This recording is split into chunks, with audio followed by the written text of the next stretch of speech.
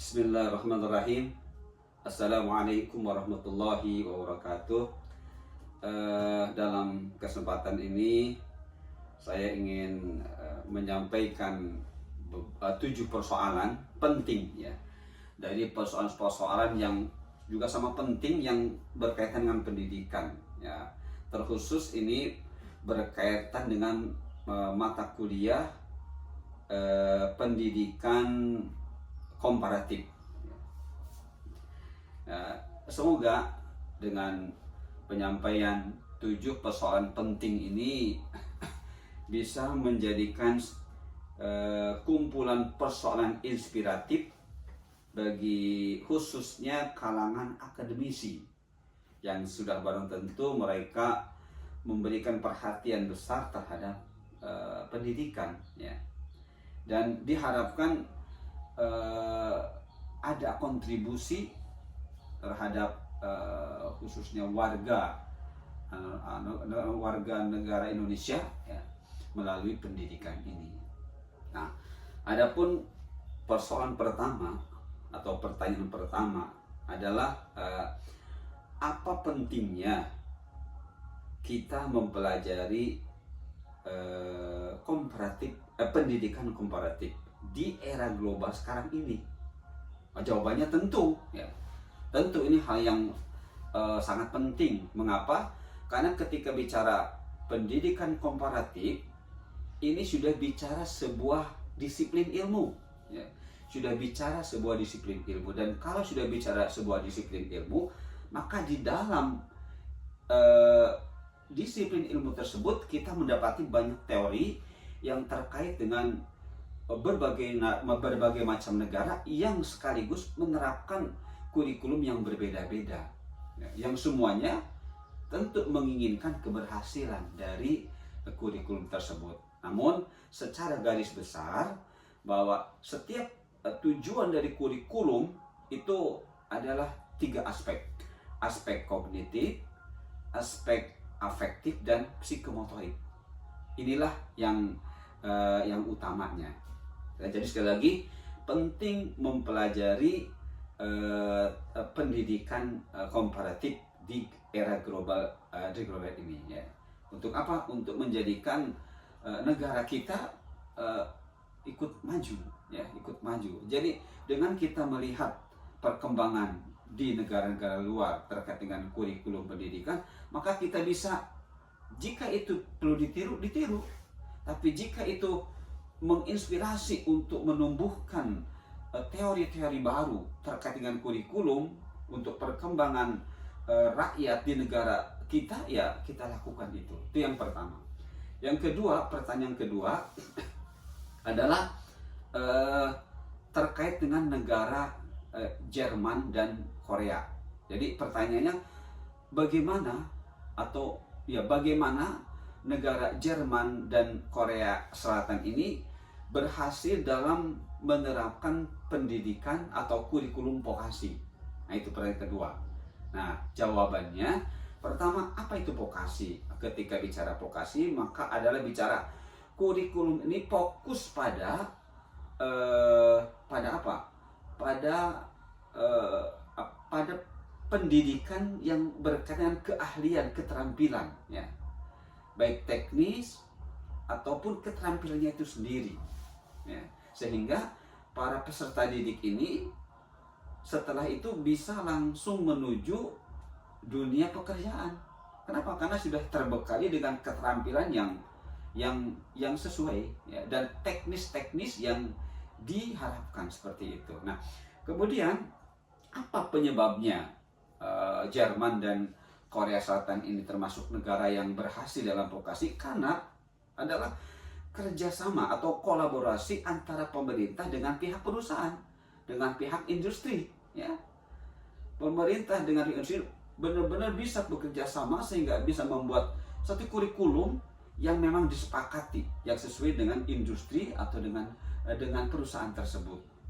Seperti itu, dan berkolaborasi dalam segala hal yang sedetail mungkin, yang bisa menjadikan si peserta didik ini terjanjikan ketika selesai pendidikan maka bisa langsung diterima di perusahaan atau apa namanya ya perusahaan tersebut.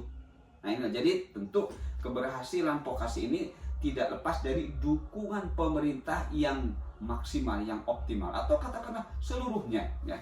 Tentu di sini adalah pemerintah ini adalah mereka yang bekerja dalam pendidikan atau katakanlah menteri pendidikan. Jadi menteri pendidikan bekerja sama dengan pihak perusahaan dan menteri pendidikan benar-benar didukung secara optimal oleh pemerintah. Nah ini pertanyaan yang ketiga. Pertanyaan yang ketiga ini adalah berkait dengan pendidikan di Finlandia. Ya. Nah, Finlandia ini terkenal negara yang berhasil dalam pendidikan dan bahkan ini dalam masalah inklusif atau inklusi. Ya. Pendidikan di Finlandia terkait dengan penerapan pendekatan inklusif ini berhasil. Nah, mengapa berhasil? Ya, mengapa berhasil? Karena pertama, Finlandia ini ya menerapkan sistem equality, artinya kesetaraan. Seakan-akan tidak ada manusia ini yang bodoh, tidak ada. Semuanya pintar. Tidak ada manusia yang kekurangan, semuanya berkelebihan. Seakan begitu ya. All human are equal. Semua manusia itu sama. Nah, dengan penerapan dengan landasan berpikir seperti ini, maka di sebuah kelas atau di sebuah lembaga pendidikan itu bukan hanya peserta didik yang reguler saja, tapi termasuk peserta didik yang berkebutuhan itu masuk bercampur. Hanya saja karena tadi tetap judulnya berkebutuhan khusus, itu tetap menjadi garis bawah. Nah, untuk apa? Untuk pemerintah bisa mempersiapkan apa yang akan dibutuhkan oleh siswa yang berkebutuhan. Akan tetapi pemerintah Finlandia melihat siswa berkebutuhan ini bukan hanya kebutuhan seperti yang kita pahami, tunanetra atau tunadaksa atau seperti itulah ya. Tapi pemerintah melihat yang dimaksud dengan berkebutuhan itu lebih luas lagi, lebih komprehensif dan lebih holistik. Contohnya, misalnya saya ingin belajar di Finlandia, kuliah di Finlandia, tapi ternyata saya tidak memiliki kecakapan bahasa Inggris, sementara bahasa pengantar yang digunakan di kelas itu bahasa Inggris, maka saat itu saya disebut termasuk mahasiswa yang berkebutuhan. Nah inilah cara pandang pemerintah Finlandia. Jadi sekali lagi maka di sini berhasil, ya berhasil. Itu jadi mari kita kita luruskan ya cara pandang kita terkait dengan mereka yang punya kebutuhan khusus. Jadi bahwa yang dia maksud kebutuhan khusus ini adalah bukan semata-mata tadi tuna wicara, tuna rungu, bukan, tapi lebih ke kebutuhan yang sesuai dengan orang itu saat itu. Bila dia tidak bisa bahasa Inggris, ya dia berarti berkebutuhan. Ya. Dia termasuk orang yang berkebutuhan seperti itu. Maka mari jika kita ingin berhasil, paradigma kita di dalam memahami orang yang kebutuhan siswa berkebutuhan adalah harus seperti itu. Maka insya Allah ya kita akan berpikir lebih luas lagi. Kita akan bisa merekrut orang-orang yang ahli yang bisa memenuhi yang dibutuhkan oleh peserta didik atau oleh mahasiswa. Seperti itu. Itu pertanyaan yang ketiga. Pertanyaan yang keempat, ya. Pertanyaan keempat, mengapa guru-guru di Finlandia, ketika bicara guru, bicara bukan dosen ya. Bicara guru itu berarti jenjangnya jenjang mungkin kindergarten, TK sampai SMA lah. Nah, mengapa jabatan guru itu sangat dihargai di Finlandia? Nah, jawabannya pertama, karena guru benar-benar menjadi perhatian dari pihak pemerintah. Mengapa? Karena guru ini akan bekerja bagaimana berkomunikasi atau menjadikan siswa ini memiliki ilmu itu dari dasar. Lain halnya dengan dosen, ya. Dosen sudah dari tingkat SMA. Ini guru itu dari tingkat dasar sekali, dari kindergarten ya dari TK sampai SMA. Maka guru benar-benar mendapatkan perhatian yang luar biasa dari pemerintah. Mengapa? Karena perannya sangat besar sekali. Seperti itu. Jadi guru nanti bukan hanya terfokus pada pedagogi, pada psikologi anak, bukan. Tapi lebih ke, tapi juga ini tentang ilmiah, pendidikan ilmiah, studi ilmiah yang nanti akan berkaitan juga dengan psikologi anak dan lain sebagainya. Jadi guru-guru di di Finlandia ini menjadi menjadi idola ya bagi setiap warga, ingin jadi guru, dan posisi guru ini bisa setara dengan sarjana hukum, dengan dengan insinyur, bahkan bisa jadi setara dengan doktor ya, karena saking punya peran utama dalam memandaikan, dalam memintarkan, dalam mencerdaskan masyarakat ya. Dan pendidikan untuk guru ini minimalnya S2, master. Minimalnya master ya. Minimalnya master. Maka betul-betul dihargai ya. Dan oleh pemerintah ditentukan untuk guru, untuk tentang SD, SMP, ini minimalnya master. Itu menunjukkan derajat guru, posisi guru benar-benar dapat perhatian ya. Dan juga mohon maaf mengenai salary, mengenai gaji ya, itu benar-benar perhatikan ya, menurut informasi yang insya Allah faithfully bisa dipercaya ya, bahwa untuk gaji SD itu, untuk gaji guru-guru SD itu kisarannya 50 juta sampai 65 juta lebih. Itu untuk SD ya.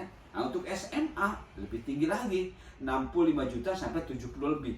Nah, untuk SMA dan senior itu subhanallah sudah 100 jutaan lebih. 100 jutaan lebih. Nah, itu saudaraku. Jadi mengapa mengapa guru di Finlandia itu dihargai? Karena mempunyai peran yang besar dalam, katakanlah, dalam mencerdaskan masyarakat, dan masyarakat dan pemerintah Finlandia bersama masyarakat berkomitmen dan yakin bahwa kemajuan negara itu adalah ditandai dengan tingkat tingginya penyerapan pendidikan masyarakatnya. Jadi kalau SDM-nya rendah ya negaranya pun ya begitu. Tapi kalau tingkat SDM-nya tinggi, otomatis negara pun negara yang maju. Nah, itu pertanyaan yang ke-5. Pertanyaan yang ke-6 sekarang. Ada pertanyaan, saudaraku. Mengapa atau apa yang membuat sesuatu apa yang mendaya tarik kurikulum di Amerika? Nah, seperti itu ya. Ya, semoga saya bisa nanti pergi ke Amerika dan bisa terjun langsung melihat. Tapi melalui informasi-informasi ya, baik dari YouTube atau dari teman-teman gitu, bahwa ternyata pendidikan di Amerika, di antara daya tarik kurikulum Amerika itu tidak menerapkan ujian nasional. Ya.